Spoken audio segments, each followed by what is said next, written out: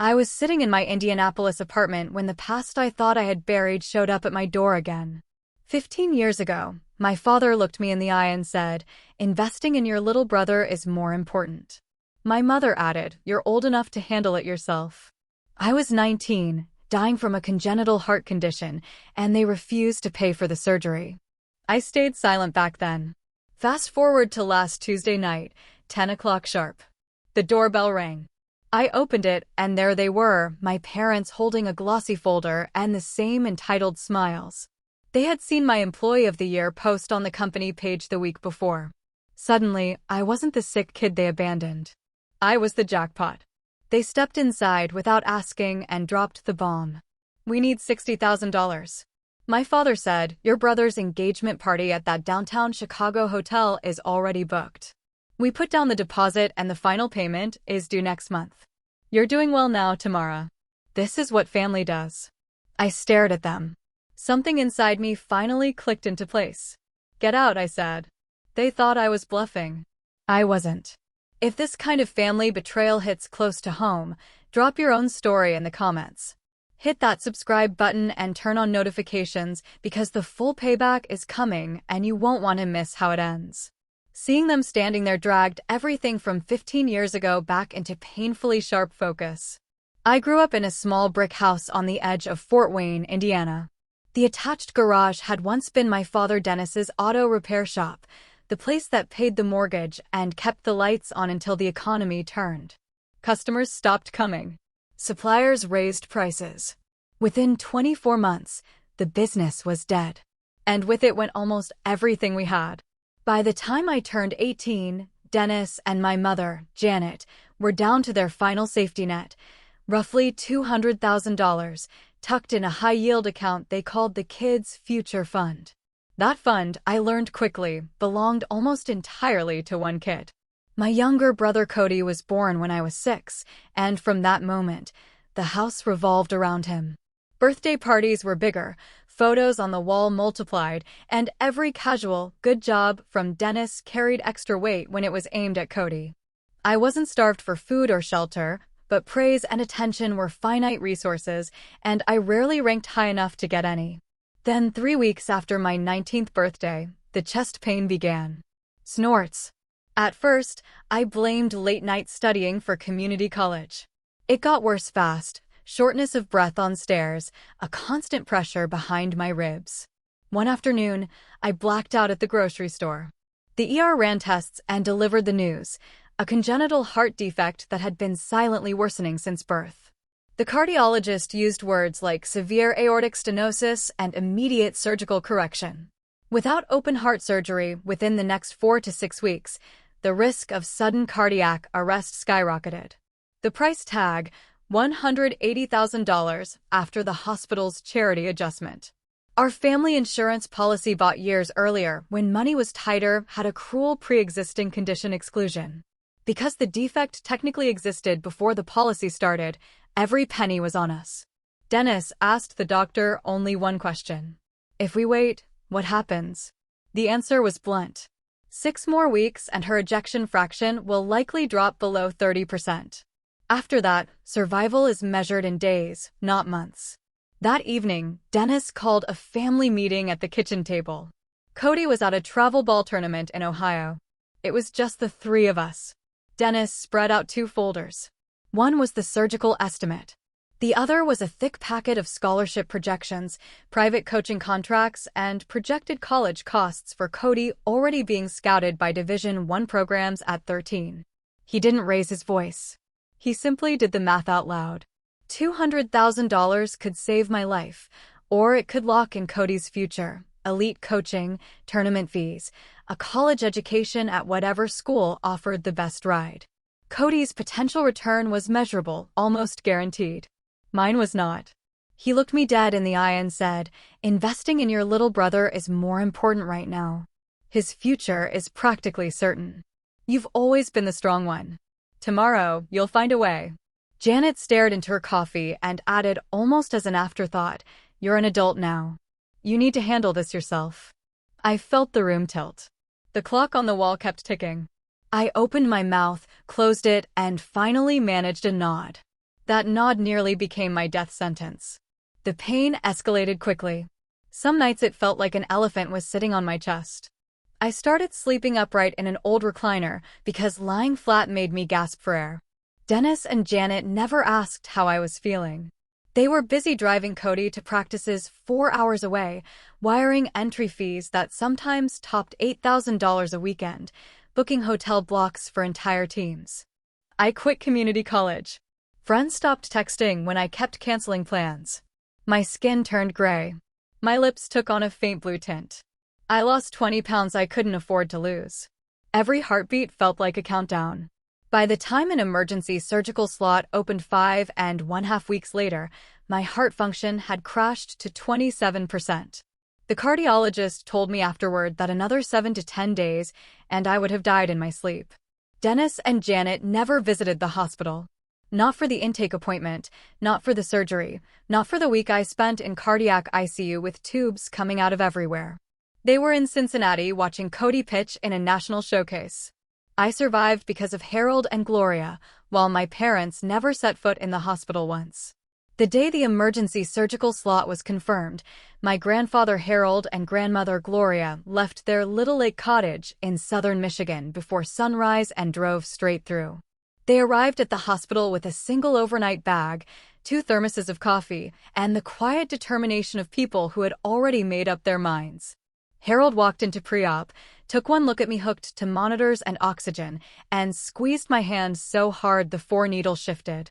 "We're taking care of this, sweetheart." End of discussion. Gloria was already on the phone in the hallway, speaking to their credit union manager in the calm, no-nonsense voice she once used on misbehaving third graders. By noon, their paid-off house, the one with the white porch swing and the garden she refused to downsize, was officially collateral for a second mortgage. They signed the papers in the hospital parking garage because Gloria didn't want me to see her cry. The surgery lasted 9.5 hours. When I came to in cardiac ICU, chest cracked open and stapled shut, Harold was dozing upright in the corner chair and Gloria was halfway through knitting a navy blue scarf she swore would match my eyes when I was finally allowed outside again. They stayed the entire 8-day stay, trading shifts only to shower in the family lounge. Snorts. Dennis and Janet sent one Hallmark card. It arrived on day 6. No signature, just a pre-printed "get well soon." Recovery was its own special hell. 6 months of cardiac rehab, beta blockers that made me dizzy, and a daily pill regimen that cost more than rent. I moved back into my childhood bedroom for exactly 6 weeks, just long enough to realize nothing had changed. Cody's new trophies lined the hallway. My old bed had become storage. I enrolled in community college part-time and found the first job that would take someone with a fresh 18-inch scar, bartender at a campus dive called the Rusty Nail. Tips were cash and generous if you smiled through the fatigue. I worked 10 p.m. to 3 a.m., drove for Uber from 4 a.m. to 8 a.m., then sat in lecture halls trying not to fall asleep on my keyboard. By sophomore year, I added private coding tutoring on weekday afternoons. 80-hour weeks became standard. I showered in the gym, ate protein bars for dinner, and slept in my beat-up Civic when parking was cheaper than rent. Harold and Gloria helped when they could, slipping $200 or $300 into envelopes marked gas money or groceries, never mentioning the mortgage payment that had doubled their monthly bills. Every thank you card I sent came back with the same 3 words on the bottom: keep moving forward. I graduated with an associate's in computer science, 0 debt to the school, and a resume that looked like I'd been working in tech for a decade. A logistics company in Indianapolis offered me an entry-level data analyst role at $62,000 a year, full benefits, actual health insurance that covered follow-up echoes and stress tests. I packed everything I owned into my car and drove the city 2 hours south without telling anyone in Fort Wayne. Studio apartments turned into 1-bedrooms. Salaries climbed: 85, 110, 150, 185, and last year $218,000 the day I accepted the senior data engineer title at a Fortune 500 downtown. Bonuses and stock awards followed. Last April, I closed on a 12th-floor 2-bedroom condo overlooking the White River. The down payment cleaned out most of my savings, but the deed has only my name on it. I kept my life quiet. No big new home posts, no flashy vacations splashed across Instagram. The only time I let the mask slip was when I accepted the Glass Employee of the Year plaque at the company gala. Someone filmed the 32-second speech. Corporate posted it to LinkedIn, and within days the first message in 8 years from Janet popped up. Saw your award, honey, so proud. We should catch up soon. Fort Wayne gossip never sleeps. Church prayer chains. Neighborhood Facebook groups. Aunt Marlene's Christmas letters. Everyone knew I had done well for myself. They knew I bought property. They knew I was 34, single, no kids. In their eyes, that translated to one thing: money burning a hole in my pocket with no one else to spend it on. I ignored every outreach. Silence had worked for years. Clearly, I underestimated how patient greed can be. 15 years of peace ended on an ordinary Saturday afternoon. I was drinking coffee and scrolling through emails when the intercom buzzed twice, sharp and impatient. The lobby camera showed Janet and Dennis standing side by side, clutching identical leather folders and wearing the tight, hopeful smiles people wear when they're about to ask for a loan they never intend to repay. I stared at the screen for a full minute. Then I pressed the button and let them up. They walked in like they belonged there. Janet immediately ran her hand across the kitchen island, nodding approvingly at the marble. Dennis drifted to the floor-to-ceiling windows and looked out over the White River as if he were calculating square footage. Neither said hello. Janet was the first to speak. She opened her portfolio and slid a thick glossy brochure across the coffee table. The Peninsula Chicago, gold-embossed, heavy paper, the kind of thing that costs more to print than most people spend on groceries in a month. Cody and Belle's engagement party, she announced, voice bright with forced excitement. 500 guests, rooftop terrace, string quartet, 5-course seated dinner, signature cocktails, the works. Dennis flipped to the back page and tapped a red-circled number. We signed the contract 6 months ago. Non-refundable deposit $28,000. Final balance due in 35 days, $88,000 total. After some credits they're giving us, the exact amount still owed is $60,000. He placed a single invoice on top of the brochure, like he was serving legal papers. $60,000 due in full. No payment plan, no extensions. Janet launched the pitch. She had obviously practiced the entire 2-hour drive from Fort Wayne. Belle's family moves in very influential circles. Her father owns half the commercial real estate in Northwest Indiana. This party isn't just a party, Tamara. It's the introduction of Cody to people who can change his life. If we back out now, we lose the deposit and the humiliation will follow him forever. Dennis leaned forward, elbows on knees.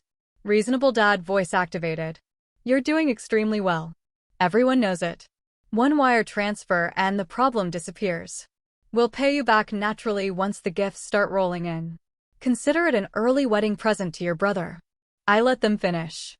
The entire performance lasted maybe 8 minutes. Then I laughed. A short, sharp sound that cut the room in half. Janet's smile faltered. What's so funny? You flew 2 hours, I said, carrying a 5-star brochure to ask the daughter you left to die to fund the party celebrating the son you chose instead. Dennis tried to interrupt. I raised a hand. No, you don't get to rewrite history in my living room. 15 years ago you sat at that kitchen table in Fort Wayne and decided baseball scholarships were a better investment than my heartbeat. You picked tournament hotels over hospital visits. And now you pick a rooftop in Chicago over basic decency. Janet's eyes filled instantly. She had always been good at on-demand tears. We're still your parents. Blood is blood. Blood, I repeated. Blood would have shown up when I had a tube down my throat and staples holding my chest together. Blood wouldn't wait until it needed 60 grand to remember my phone number. Dennis went for guilt next. If you don't help, they lose $28,000 they can't get back. Cody will be the laughingstock of every important contact he's made in the last 5 years. I walked to the door and opened it wide. Then let him be the laughingstock. He'll live. I did. Janet's tears vanished as quickly as they appeared. You're willing to destroy your brother's future over money. My brother's future was never my responsibility. You made that very clear a long time ago. Dennis stood slowly, face darkening. You've turned cold. No, I said, I turned free. They hovered in the doorway for another few seconds, clutching their precious brochures, waiting for me to crack. When I didn't, Janet stormed out first, heels clicking angrily down the hallway. Dennis followed, pausing only to deliver one last line. You'll regret this. The door shut. The lock clicked. Silence rushed back in. I stood there for a long time, pulse pounding in my ears, and realized something important. I didn't feel guilty, not even a little. For the first time since I was 19 years old, I felt completely, unmistakably free. 3 days later, the coordinated attack officially began. It kicked off at 7:12 a.m. with a call from an unknown Fort Wayne area code. I answered because I was still half asleep and thought it might be a work emergency. Janet's voice poured through the speaker, already in full crying mode. Tamara, how could you be so cruel to your own brother? She sobbed so hard she had to pause to catch her breath. Between gasps, she told me Cody hadn't eaten since Saturday, that Belle's mother was now reconsidering the entire engagement, that the peninsula had sent a certified letter threatening legal action if the final payment wasn't received. She begged me to find it in my heart to save the family from total humiliation. I said nothing and ended the call. Number blocked. At 9:04 a.m., my personal inbox chimed.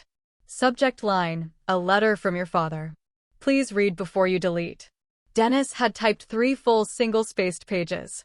He opened with, "We are deeply hurt by your actions," and quickly moved to long paragraphs about family loyalty, the sacrifices they had made raising 2 children, and how my refusal was tearing a hole in the fabric of this family that may never mend. He included screenshots of the hotel contract, highlighted the non-refundable clause, and closed with wiring instructions, and the exact figure $60,000. The final line read, "I am still your father, Dad." I dragged the email to trash and marked the address as spam. At 10:27 a.m., a text message popped up from a number I hadn't seen since I was 21. My Aunt Marlene, you are a wicked, heartless girl. The Lord commands us to honor our parents. You will answer for this one day. I blocked her instantly. By noon, the assault went public. I had never bothered to leave the old Fort Wayne Community Church Facebook group. I simply never posted. That changed when a new prayer request appeared titled, "Urgent Harper Family in Crisis." The post, written by the associate pastor's wife, spoke in careful code about a family member choosing financial pride over love and asked for prayers that hearts would soften before irreversible damage is done. Within 90 minutes, someone tagged my name directly. The comments poured in fast. Tamara, this isn't the sweet girl we knew in youth group. Money is temporary. Family is eternal. Please reconsider. Praying the prodigal comes home. I left the group, blocked the original poster, and muted notifications. The phone kept ringing. Janet from a different number. Dennis from his office line. 2 cousins I hadn't spoken to in over a decade. Every voicemail carried the same message. I was destroying my parents. I was ruining Cody's future. I was going against God. By 6 p.m., I had blocked 31 numbers and 6 email addresses. At 8:43 p.m., an email landed from the church administrative assistant titled, "Special Prayer Focus Tonight." Attached was a PDF of the same prayer request, now with my full name bolded and underlined. The message urged the entire congregation of nearly 800 members to reach out in Christian love and help bring the wayward daughter back to family unity. For the next 2 hours, my phone never stopped. Old Sunday school teachers, former neighbors, the lady who used to babysit me when I was 10. Everyone had been handed the script. Some quoted scripture, some cried, some outright called me selfish. I sat on the couch and methodically cleaned house. Facebook, unfriend, unfollow, leave every Fort Wayne-related group. Instagram, block, restrict, archive. LinkedIn, privacy settings locked down, every old connection from Indiana removed. I paid my carrier a fee to port my old number to a burner that would ring into nothingness, and activated the new one immediately. When the last block clicked into place, the silence hit like cold water after a fire. I waited for the familiar guilt to rise up and choke me. It never came. Instead, a wave of pure relief crashed over me so hard my hands started shaking. My shoulders, which I hadn't realized were locked up near my ears, dropped. My jaw unclenched. I took what felt like the first full breath I'd had in weeks. For the first time since I was 19 years old, no one from that old life could touch me. No middle-of-the-night guilt trips, no weaponized Bible verses, no more tears dialed up on command. I walked to the kitchen, poured a large glass of red wine, and stepped out onto the balcony. The city lights shimmered on the river below. I stood there a long time, feeling the weight I had carried for 15 years slide off my back and disappear into the night. It wasn't just relief. It was absolute, unshakable freedom. The doorbell rang at exactly 11 o'clock on Friday night. I was already in an old t-shirt and sweatpants, halfway through a movie and a second glass of wine. The intercom camera showed two figures under the harsh lobby lights, my brother Cody in his dealership blazer and a blonde woman I recognized instantly from his tagged photos, his fiancée Belle. They had driven 2 full hours from Fort Wayne. I stared at the screen for 10 long seconds, then pressed the entry button. I wanted to see how far they were willing to take this. They stepped out of the elevator like they were walking onto a stage. Cody's eyes were swollen and red, his tie loosened, hair unkempt. Belle was already holding her phone in selfie mode, red record light glowing. Before I could say a word, Cody dropped straight to his knees on my hardwood floor. "Tamara, please," he choked out. "I'm begging you. Mom and Dad said you're the only one who can save this. If the party gets canceled, Belle's family will end everything. I'll lose her. I'll lose my whole future. Please." Actual tears streamed down his face. His hands were clasped like he was praying. Belle angled the phone to catch both of us in frame, lips curled in a satisfied smirk. "You should feel special," she said, voice syrupy and venomous. 52,000 followers are watching live right now. By morning, the entire state will know the kind of sister who lets her little brother kneel and beg. Your name, your job, this building, everything goes in the caption. One tap, and I post it everywhere. I looked at the glowing red dot, then at Cody still on his knees. "Get up," I told him. He shook his head, tears dripping onto my floor. "Not until you say yes." Belle zoomed in on his face. "Keep crying, babe. They love this." I walked to the intercom panel and pressed the call button for security. "Front desk, Unit 1204. I have 2 trespassers who won't leave. Send someone now."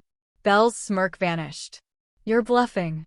The night guard Marcus, a 6 feet 4 inches ex-Marine who doesn't play, was at my door in under a minute. He took in the scene, Cody on his knees, Belle filming, me standing with my arms crossed. "Ma'am, are these people invited?" "No." "Remove them." Marcus stepped forward. "Sir, ma'am, you're leaving the building immediately." Cody staggered to his feet. "Tamara, wait." Belle went full influencer meltdown. "Do you know who my father is? This is assault. I'm live streaming everything." Marcus didn't flinch. Live stream walking to the elevator.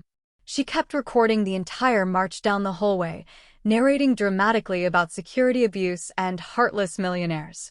Cody stumbled after her, still pleading my name until the elevator door shut. I closed my door and thought that was the end of the nightmare. It was only the beginning of the public one. Belle posted the raw, unedited footage within minutes. Caption: "When your fiancé has to get on his knees and beg his own sister to save their engagement party. And she still says no. This is the real Tamara Harper of Indianapolis." Full exposé coming. By Saturday noon, the clip had 800,000 views. Someone recognized the building's distinctive lobby marble. Someone else connected it to my company's Employee of the Year post that had started this entire mess months earlier. By Sunday night, it crossed 2 million views across TikTok, Instagram Reels, and local Facebook groups. Comments were vicious. "What kind of monster watches her brother cry on the floor? Hope her money keeps her warm at night. Someone doxed this woman." My new phone stayed silent. I had already changed the number, but my work email began filling with anonymous messages. My LinkedIn inbox overflowed with concerned Christians. A popular Indianapolis gossip page posted a photo of my building with the headline, "Local tech exec refuses to help dying engagement, makes brother kneel." The video went perfectly viral in the exact circles that could hurt Cody the most. Fort Wayne social media, luxury car buyers, Belle's Midwest influencer network. Cody's tear-streaked face on his knees became the thumbnail everyone shared. I never replied publicly. I didn't need to. Marcus texted me Monday. Half the staff saw the video. We all think the blonde's insane. You good, Miss Harper? I thanked him and turned off my phone. The internet rage lasted exactly 4 days before the algorithm moved on. But in the real world, the damage was instant and irreversible. A plain white envelope appeared under my condo door the following Monday. No stamp, no return address, just my first name written in Dennis's careful block letters. Inside was a single sheet of notebook paper and a printed photo of the old house. The note read, "Your mother hasn't slept in a week. Come home one last time so we can talk face to face like a family. You owe us this much. Saturday 10 a.m. We'll be waiting." I recognized the manipulation immediately, but something in me decided this ended in person or it never ended at all. I packed the complete medical file, drove north on Saturday morning, and parked in front of the house at 9:58 a.m. Dennis opened the door the second my foot hit the porch. Janet hovered behind him, eyes puffy, clutching a tissue. Cody wasn't there. Dennis tried a weak smile. "You came." I walked straight past them and placed a thick manila folder on the exact same coffee table where they once planned Cody's tournament schedules. "Sit," I said. "This is the final conversation we will ever have." Janet started crying before her body touched the couch. Dennis sat slowly like he already knew what was coming. I opened the folder and slid the first document across, the cardiologist letter from 15 years ago, stamped urgent. "Read the prognosis out loud," I told Dennis. His hands trembled as he read. "Without immediate surgical intervention, mortality risk exceeds 70% within 6 weeks. Next page, the hospital estimate $180,000 circled in red." Janet sobbed. We didn't know what to do. I cut her off and placed the surgeon's decline slot email Dennis had sent, the one I'd obtained through a formal records request years later. Then the discharge summary. Heart function 27%. Note that any further delay would have been fatal.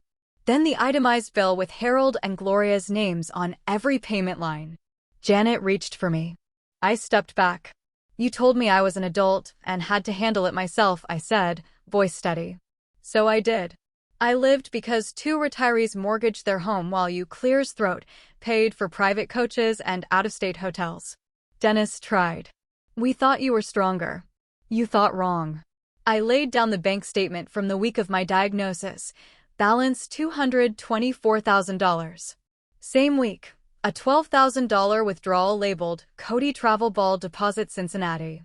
Silence swallowed the room. I looked at them both. You chose. You chose in emails, in withdrawals, in hospital absences, in unsigned cards. You chose again when you showed up at my door with a Peninsula brochure asking the daughter you let nearly die to finance the son you saved. Janet whispered through tears. "We're still your parents." "No," I answered. "Parents don't gamble with their child's life." Dennis finally asked, voice hoarse. "What do you want?" "Nothing. I'm here so you never get to rewrite history again." I closed the folder. From this second forward, I have no parents, no brother, no family in Fort Wayne. If any of you ever try to contact me again for any reason, every page in this folder goes public: church groups, dealership clients, Belle's followers, local news, everywhere. The unedited truth. Janet collapsed forward, wailing into the cushions. Dennis just stared at the closed folder like it was radioactive. I walked to the front door, paused on the threshold, and spoke without turning around. "Goodbye." I stepped off the porch, got in my car, and drove south. Halfway to Indianapolis, I pulled over at a rest stop, took out my phone, and activated the brand new number I'd already prepared. The old one went silent forever. I merged back onto the highway and never once looked in the rearview mirror. Only 1 month later, a message from an old neighbor popped up on my new phone.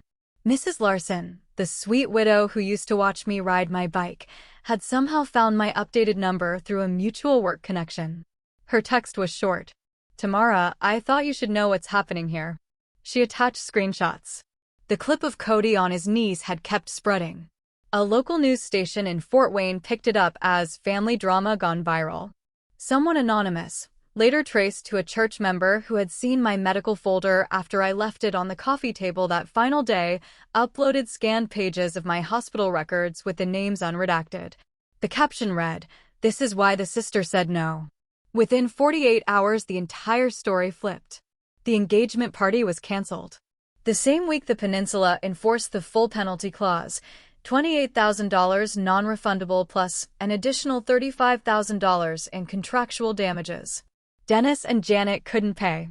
The bank started foreclosure proceedings on the house before the end of the month. By the third week of November, a sheriff's sale sign appeared in the front yard. The brick ranch sold at auction for $72,000 under market value. Cody lost his job the day a major client walked into the Mercedes showroom, recognized him from the thumbnail, and asked the manager if the dealership employed the guy who begged on his knees while his parents let his sister die. Corporate decided bad press wasn't worth keeping a salesman who scared off six-figure buyers. He was gone by Friday. Belle ended the engagement the following Monday. Her breakup post was clinical, a black square and the words, "Some families are toxic." Protecting my peace. She unfollowed everyone mutual and wiped Cody from her grid entirely. The church turned fastest of all. Once the medical records circulated in the same prayer chain emails that had condemned me weeks earlier, the tone changed overnight. The pastor called an emergency meeting. Dennis and Janet were asked to step down from the greeter team, then from the building committee, then from membership altogether. Former friends crossed the street to avoid them at the grocery store. Mrs. Larson's last message came 2 days after the house sold. They moved into a one-bedroom apartment on the south side. Cody's living in his old friend's basement. No one's heard from them in weeks. "I just thought you deserved to know it's finally over." I read it once, saved the screenshots, and deleted the thread. Life in Indianapolis kept moving forward. My cardiologist gave me a perfect checkup. I signed up for a half-marathon charity run.